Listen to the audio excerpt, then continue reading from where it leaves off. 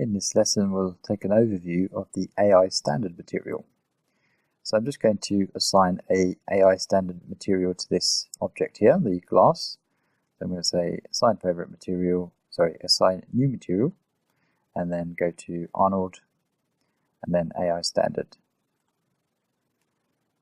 So I'm just going to name that glass, because we'll use this for the glass in a bit. And so let's have a look at these sections here. So normally when you're creating a surface, you're normally going to create at least minimum of 3 maps. One of them is going to be color or diffuse. One of them is going to be the highlights or the specular. So you plug that into here. And then one of them would be the bump map or normal map, and that would be in here. Okay. So those are the main sections. It's pretty intuitive in terms of understanding where to plug in your textures. So I'm just going to go to Arnold Render View. Just start that up here. So here we go. We've got the diffuse section, and as you can imagine, if we change the color here, you can put in a color, it's going to change that. We can map that with a texture by clicking here as well. And then we've got a slider for the amount of that, so we can turn that up and down and tune it in this section using the weight as well. Okay. There's no difference between these two, except this is expecting a color, which is 3 numbers or 3 channels. And this is expecting 1 number. Okay, so you'd plug your texture into here. Then moving on down, we're going to go to specular, and you can see that if I turn this up, I'm going to start to get highlights. And let me just turn my weight down here so that we can see the specular a bit better. And you can see we've got a highlight there now, and you can control that by using the weight. That's the amount, and you can put a texture on it using this section here. So the roughness will control, obviously, how blurred this reflection is. So if I were to change it to 1, you can see it's completely blurry or rough. And if I change it to 0, we've got a completely sharp reflection like a mirror. Okay. So if you're painting this, you would paint something in the region, in these middle regions here, so that you could have something between something like that and something like that, depending on what material you're trying to create. Moving on down here, reflection. I'm not going over all the settings, just giving you an overview here, just so you get a better understanding of what's going on. And so let me just change this to 0. I'm changing the specular to 0 so you can see the effect of the reflection. So if I change this to 1, you can see now that we get reflection. So these two are both considered to be specular really, but reflection is basically just a sharp reflection. So you can't use roughness to smooth it, and you can use that to add reflections for things like glass, for example. And then we can map that with a color as well. Then we've got refraction, where we can tell the material to be see-through. So if I change this to 1, you can see that it's going to be see-through. And it depends on your ray depth as well, what you've got in there. I've just changed mine recently, so let me just change this back actually to 2. So this should be what you see here, sorry. So that should be what it looks like. We'll talk about ray depth in just a bit. So you can see through the object if we turn this up. And if you look up here, you can see that it's a little bit see-through.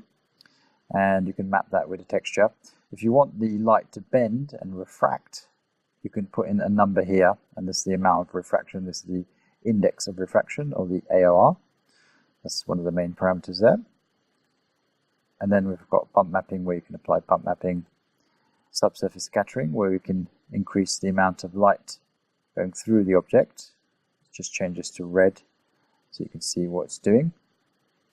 And you can choose how far that goes through using this radius parameter, and you can turn it up and down using the weight. Okay, this is one layer of scattering. This is just simple scattering, but it does make it nice and easy to apply a little bit of translucency to your object using subsurface scattering. Okay, just going to change that to 0. Then we've got emission, which will basically, let me just turn down the refraction here and the reflection just to make this a bit more simple. And then we've got emission. So emission is basically giving off light.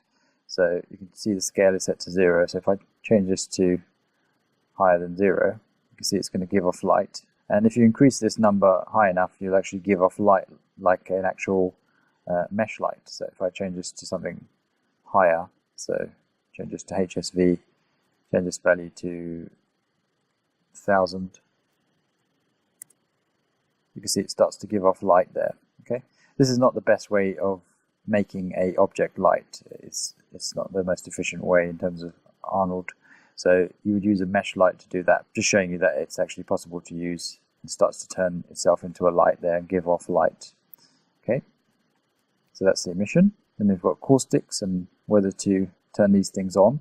This is for the light patterns that you get at the bottom of the swimming pool, for example. So this is, you can turn this stuff on here. Then we've got advanced, where you can change the bounce factor. So if I wanted to choose how much light bounces off this, I can change this to 0. And it's not going to bounce as much light off. It's difficult to see in this situation. Let's just change that back to 1 here.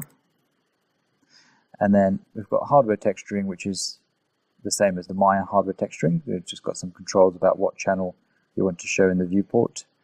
We've got AOV names, which is to do with arbitrary output values, which we'll cover in another lesson. But this is where we can pick what channel or what AOV we want the different parts of the shading calculation to be in. Okay, so these, you can split up all the things that make up this shader in terms of what we just covered and put them into a separate file and then composite them together in Nuke, for example. So this is where you control where those passes go. Just missed out matte here. With matte you can choose what your alpha looks like and you can override that using this section here.